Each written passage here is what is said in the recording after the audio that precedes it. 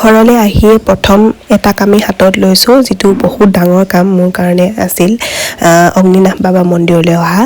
আৰু এয়া মন্দিৰ পালোহি। আমাৰ ঘৰৰ পৰা বৰ বেছি দূৰ নহয়, আধা ঘণ্টামান লাগে।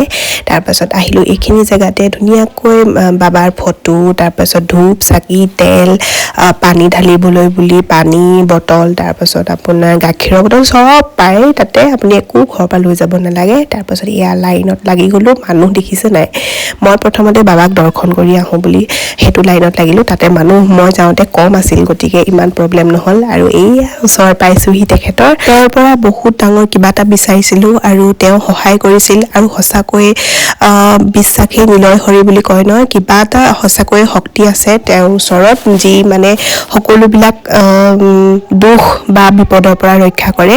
তাৰপাছত এয়া পায়স ল'লোঁ আৰু শৰাইৰ বাবে য'ত পইচাটো দিব লাগে, তাত যদি আপোনালোকে 500 টকা দিয়ে তেতিয়াহ'লে আপোনালোকক এটা প্ৰসাদৰ টোপোলা দিব, অন্যথা আপোনালোকে অলপ খাবলৈতো তেওঁলোকে দিয়েই। আৰু আমি টোপোলা চোপোলা লৈ এইখিনি জেগাতে অলপ সময় খালোঁ। তাৰপাছত এয়া আহি গ'লোঁ। বিৰাট ভাল লাগিলে আজি দিনটো।